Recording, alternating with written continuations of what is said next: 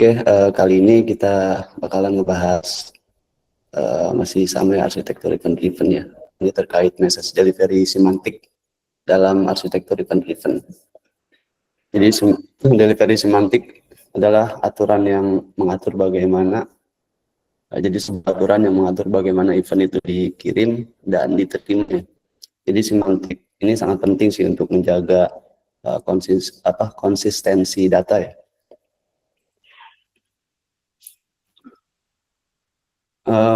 Delivery semantik ada 3 jenis ya. Dia ada at most once, at least once, sama exactly once. Sebelum kita bahas jenis dari semantik, seperti biasa ya, kita akan bahas masalah-masalah yang sering muncul dulu nih. Oke, mungkin dalam komunikasi yang sederhana ya, yaitu model request respon. Jadi komunikasi antara dua service ya. Normalnya sih service A request ke service B, kemudian service B itu proses, kemudian disimpan ke database dan kembaliin respon ke service A. Ini normalnya sih. Nah ini yang nggak normalnya nih, mungkin ini masalah sih. Jadi service A request ke service B, kan? Kemudian diproses, disimpan, setelah diproses, kemudian service B kembali respon. Cuman dalam respon ini ternyata ada gangguan jaringan nih, jadi nyebabin responnya itu hilang. Nah, mungkin service A jadi bingung ya, karena nggak dapat respon nih. Pastinya bingung di service A-nya, ini mau diapain, apa mau ngirim ulang atau ya udah error gitu kan. Kalau dikirim ulang ya mungkin resikonya bakalan bisa double proses, bisa double data ya. Selain masalah yang tadi, mungkin dalam konteks event-driven, ini normalnya sih, gambar ini normalnya dalam konteks event-driven itu ya service A ngirim event atau nge-publish event. Jadi ini service A, message broker, dan service B ya. Service A itu sebagai publisher, service B itu sebagai consumer ya. Jadi publisher ngirim event ke message broker, kemudian message broker menerima, disimpan ya data atau eventnya itu, kemudian ngasih tahu ke service A atau ngirim acknowledge ke service A ya, bahwa eventnya sudah diterima. Kemudian dari sisi consumer, ya message broker itu ngirim event ke consumer atau service B, kemudian service B acknowledge ke message broker ya, atau ngasih tahu pesannya udah diterima. Jadi supaya event yang udah dikirim message broker itu nggak dikirim lagi sih ke service B atau hilang dari antrian. Nah ini ada contoh, ini ada masalah sih di arsitektur event-driven ini ya. Jadi mungkin kita bahas masalahnya di mana nih. Lalu lihat dari gambar ini, mungkin dari sisi publisher atau produser itu dia ngirim event ke message broker, kemudian di sini acknowledge-nya ini nggak nyampe nih ke service A. Mungkin karena gagal jaringan atau masalah jaringan gitu kan. Atau bisa jadi masalahnya itu bukan di acknowledge-nya. Jadi sebelum nyampe ke message broker ya, saat pengiriman event oleh produser ya, bisa jadi itu hilang sih, atau nggak nyampe ke message broker. Ini juga suatu masalah ya. Kemudian dari sisi consumer, jadi message broker ke consumer sama nih, jadi eventnya dikirim ke service B atau consumer, kemudian acknowledge ini nggak nyampe nih ke message broker. Ya, tadi mungkin masalahnya terkait jaringan juga. Ya, ini jadi suatu masalah ya. Atau mungkin ya tadi juga sih, eventnya nggak nyampe ke consumer ya. Nah, nextnya kita bakalan bahas tadi ya, jenis-jenis delivery semantik ya. Jadi ada atmosons di sini. Ya, apa namanya, delivery semantik ini sebagai solusi ya dari masalah-masalah yang kita bahas tadi. Jadi ini gambaran dari Atmos One ya. Di Atmos One itu kan pesan akan dikirim hanya sekali nih ke penerima ya atau ke konsumer. Jadi gambarannya kayak gini, dari publisher dikirim sebuah event ke message broker. Nah di sini nih si publisher itu, produser itu nggak menunggu acknowledge ya. Jadi dia udah ngirim aja gitu. Kemudian dari message broker diterima, kemudian dikirim lagi ke consumer. Nah dari consumer ini prosesnya ada dua ya. Ini yang pertama dia ngirim acknowledge ke consumer, kemudian habis itu proses dan nyimpan ke database ya. Kalau kita lihat mungkin normalnya sih ya aman-aman aja ya. Cuman bagaimana nih kalau seandainya ya mungkin ini salah satu kekurangan kali ya atau resiko lah dari Atmos One ini.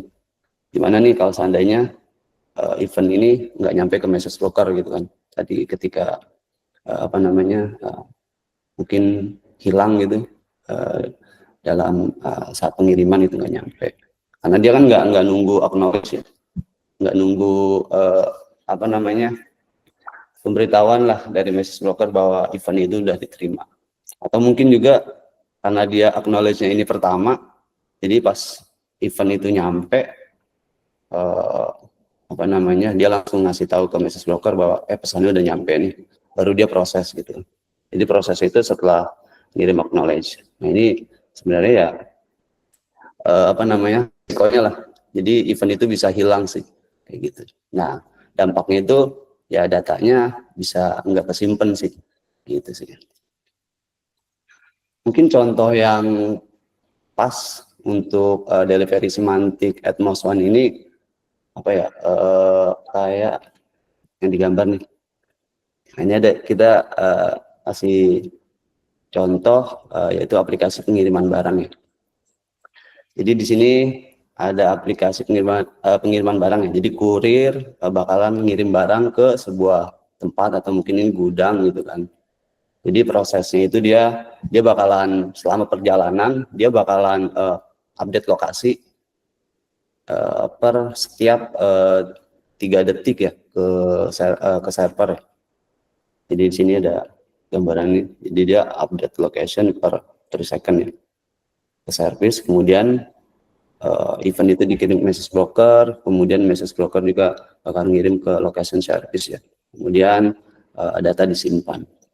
Nah ini cocoknya untuk contoh dari Atmos One karena seandainya ada event yang nggak nyampe gitu atau beberapa event yang nggak hilang gitu, kemudian data nggak kesimpan, ini harusnya nggak jadi masalah ya karena dia lebih ke tracking lokasi aja sih, gitu sih. Selanjutnya at least once ya. Jadi at least one itu memastikan pesan itu dikirim dan diterima oleh konsumer minimal itu satu kali ya. Gitu. Jadi gambarannya kayak gini. Dari sisi produser itu dia ada tambahan acknowledge ya. Yang tadi Atmos One itu hanya nggak ada acknowledge. Jadi dia ngirim event, kemudian message broker ngirim acknowledge ke produser bahwa event itu sudah disimpan di message broker. Kemudian message broker juga ngirim ke service. Nah ini prosesnya dibalik nih. Proses dulu baru kirim acknowledge ya ke message broker. Kemudian datanya tadi udah disimpan ya datanya. Nah mungkin bedanya at least one ini dia itu karena tadi pengertian definisinya juga event itu bakalan diterima oleh konsumer itu minimal 1 kali ya. Jadi bisa 2 atau 3 kali nih. Atau duplikasi event bisa jadi nih. Bahkan mungkin duplikasi data juga ya kalau seandainya penanganan atau di handle di konsumer itu kurang tepat ya. Kenapa bisa dibilang bisa 2 kali atau bisa duplikat event? Ya ini karena dia ada menunggu acknowledge ya dari message broker di sisi produser ya. Mungkin yang pertama di sini nih, ini bisa bikin duplikat event. Karena kalau seandainya misalnya produser itu ngirim event ke message broker, ternyata message broker itu terlalu lama ngasih tahu atau memberikan acknowledge ke produser ya. Nah ini produser pasti ketika terlalu lama ya dia mau nggak mau harus ngirim ulang nih, karena jangan sampai event ini hilang sih kayak gitu. Nah makanya ini bisa terjadi duplikat event nih. Ini salah satu mungkin titiknya di sini ya, dari sisi saat pengiriman. Kemudian saat di event udah sampai ya, ini bisa juga sih duplikasi event juga. Kenapa? Ya mungkin bisa jadi saat ngirim ke atau prosesnya terlalu lama sehingga acknowledge-nya nggak kekirim ke message broker. Jadi dianggapnya itu eventnya itu belum keproses ya. Jadi message broker itu mau nggak mau harus ngirim lagi ya, karena eventnya ini setelah ditungguin kok nggak selesai nih eventnya gitu, mau nggak mau dia ngirim lagi gitu, karena dia nganggapnya itu ya eventnya belum selesai gitu. Ini bisa duplikatnya dari sini ya, atau mungkin ketika proses sudah selesai ternyata restart servisnya, akhirnya ketika dimuat ulang ya eventnya kekonsum lagi nih, karena tadi nggak ngirim acknowledge ya. Begitu. Nah mungkin contoh yang pas notifikasi order ya, kenapa kita pilih notifikasi atau push notif, karena ketika event itu duplikat atau datanya mungkin duplikat, itu dampaknya nggak terlalu ini sih, karena nggak terlalu masalah lah gitu. Jadi contohnya nih dalam sebuah proses order, kemudian nanti customer ini bakal nerima notif bahwa ordernya itu berhasil dibuat. Jadi flow-nya kayak gini ya, dari user request, order service ngirim event ke message broker, kemudian message broker kirim ke notifikasi service ya. Ini kalau seandainya duplikat, berarti mungkin di sini notif yang masuk ke customer sih tergantung duplikatnya. Kalau seandainya 3 kali ya 3 kali notif ya. Tapi itu harusnya nggak jadi masalah sih buat customer ya. Oke, mungkin yang terakhir ini ada exactly once ya. Jadi memastikan pesan itu dikirim dan diproses oleh konsumer hanya 1 kali saja. Jadi nggak boleh 2 kali proses gitu.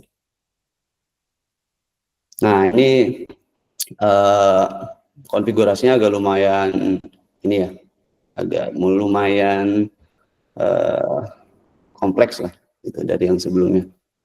Jadi di sini mungkin gambarannya itu produser itu ngirim event plus item potensi ID ya, kemudian message broker ini menerimanya dan dikirim ke service ya, sama lah kayak tadi, ada acknowledge-nya juga, prosesnya juga sama. Nah cuman bedanya di sini ada handling ya, handlingnya itu mungkin bisa jadi dari message broker atau bisa jadi dari service ya, karena tadi prinsipnya itu hanya dikonsum 1 kali ya, atau mungkin diproses hanya 1 kali, karena bahaya kalau seandainya duplikat ya, itu bisa nggak konsisten data kita ya. Ini handle-nya itu bisa, tadi saya bilang bisa di message broker atau di service ya. Mungkin kalau di message broker saya mungkin pernah nyobain lah waktu itu. Kalau nggak salah itu ada di fitur SQS ya. Jadi SQS itu dia bisa ngefilter ketika event dengan unique ID yang sama itu dikirim, dia hanya ngirim ke konsumer itu hanya 1 aja yang dikirim, sisanya bakalan diabaikan.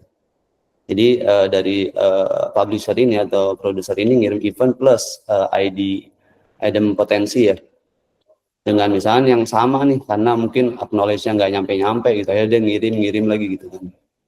Nah nyampe di message broker ini itu bisa sampai 2 atau 3 gitu kan. Nah ini di message broker ini bisa ngefilter ya, dia bakalan ngirim event cuma 1 kali aja sih ke service begini gitu. Jadi tapi sih nggak semua message broker ya punya fitur kayak gitu sih. Kemungkinan kemudian handling di service-nya itu bagaimana nih, kan tadi di message broker. Nah kalau seandainya di service ini ya kita manfaatin ini si ID idem potensi ya. Jadi kita perlu nambahin validasi di sini di servisnya. Ketika ID ini udah diproses, ya jangan diproses lagi gitu, langsung skip aja kayak gitu sih. Jadi data kita juga konsisten ya, nggak bakalan double kayak gitu, nggak bakalan double proses. Jadi seperti itu. Mungkin ini cocok sih kayak proses-proses perbankan, keuangan kayak gitu. Cuman saya ngambil contoh di sini terkait pengurangan stok ya, ada proses order. Jadi cuman ini simple sih. Jadi dia request, si customer ini request order, dari order service dikirim event ke message broker. Ini kemudian stok service ngeproses. Nah ini di sini harusnya yang ada di handling ID idempotensi ya. Jadi jangan sampai stok event ini diproses 2 kali gitu. Misalnya di order stok A 10, sisanya misalkan 20. Ini kalau seandainya ke proses 2 kali gitu kan, eventnya misalkan duplikat gitu. Terus tanpa ada filtering tadi ya, dengan ID unik tadi ya. Ini bakalan ke potongnya itu karena 2 kali event, berarti 2 kali potong ya. Jadi stoknya habis tuh, padahal cuma ordernya cuma 10 doang. Nah ini makanya perlu di handling di sini. Nah, ID unik tadi itu bisa kita simpen sih, ya caranya mungkin dengan simpen entah itu di Redis ataupun database kayak gitu. Jadi ketika ID ini udah diproses, ya seandainya masuk lagi ke service itu kita skip ya untuk ID itu, gitu sih. Oke, mungkin ini contoh-contoh tag message broker ya. Jadi di sini ada Apache Kafka, Amazon SQS, kemudian Google Cloud, PubSub, dan ada juga nih Microsoft Azure ya. Nah ini cuman nih untuk Apache Kafka dia support ya untuk Atmos One, at least once gitu kan, exactly once juga dari sisi produser ataupun dari sisi konsumer dia supportnya. Cuman sini ada note nih untuk Apache Kafka ini, kalau pengen exactly one ini jalan ya dia cuma bisa antara topik sih, kayak gitu. Ini catatannya. Mungkin bisa dilihat di websitenya langsung ya dokumentasinya. Nah, Amazon juga dia ada yang at least one sama exactly ya. Nah ini kayaknya exactly ini yang tadi saya sebutin sih. Jadi dia bisa ngefiltering ID uniknya ya. Ketika ID unik ya dikirim di dalam event itu ya, jadi dimasukin ke event. Kemudian dia di filtering. Ketika ID-nya sama, dia cuma ngirim salah satunya doang. Sisanya ya bakalan di bypass gitu atau di skip gitu. Nggak bakalan dikirim ke konsumer. Kemudian ada Google Cloud PubSub, dia cuma support ke exactly one aja. Kemudian di sini ada Azure juga. Jadi ya nanti bisa dilihat lah di dokumentasinya. Atau mungkin ada message broker yang lain yang mungkin nggak ditulis di sini ya, tapi bisa dicari sih. Harusnya ya mirip-mirip sih, gitu. Oke, terakhir mungkin summary ya. Jadi mungkin tadi kita udah bahas juga sih terkait apa itu message delivery semantik ya. Kemudian masalah yang sering muncul juga, masalah yang muncul, kemudian kita solvingnya bagaimana ya. Terus kita juga ngebahas terkait jenis delivery semantik ya, ada 3 itu. Ada Atmos One, Alice One, sama Exactly One sih. Tadi juga kita bahas contohnya juga sih. Gitu. Terakhir mungkin tadi ada beberapa list message broker ya, yang mungkin buat referensi kayak gitu sih. Terima kasih.